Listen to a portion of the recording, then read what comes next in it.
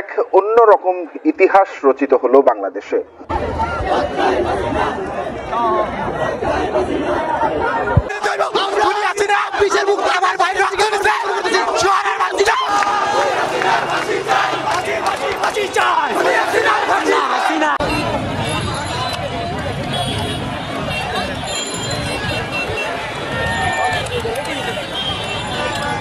গণ অভ্যুত্থানে পতন হলো শেখ হাসিনা সরকারের।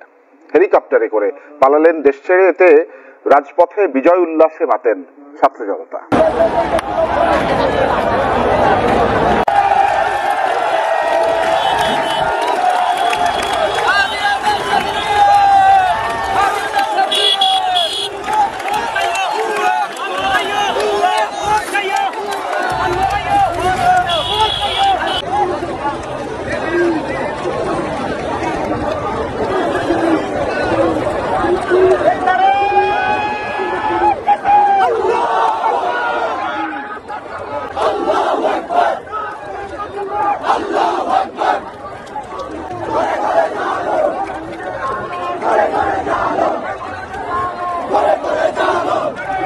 5 আগস্ট 2024 দুপুর 2টার পর এটি সেই প্রথম মুহূর্ত যখন ভোর থেকে কারফিউতে অবরুদ্ধ জনতার একজন ছুটে এসে সিজদায় লুটিয়ে পড়েন রাজধানীর রামপুরা ব্রিজে।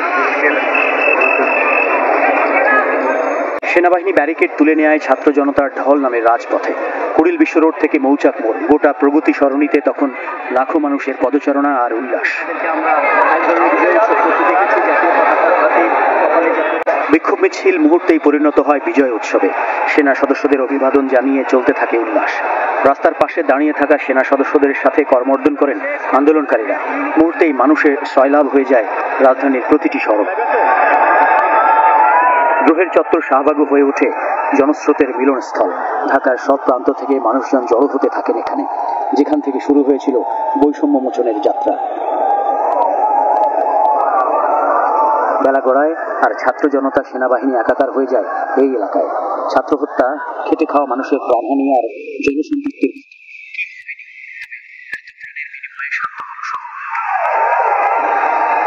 শুধু চাকরিতে সাম্যের দাবি নিয়ে শুরু হওয়া আন্দোলন গড়ালো সরকার পতন পর্যন্ত। যুগে যুগে এক নায়কদের ক্ষমতার পরিক্রমা আর জবনিকা পাথ বোধহয় এমনই হয়। তাই হয়তো একটা গুমুট অবস্থা থেকে মুক্তি পাওয়ার মুহূর্তটা উদযাপন করেছেন আন্দোলনকারী তথা সাধারণ মানুষ।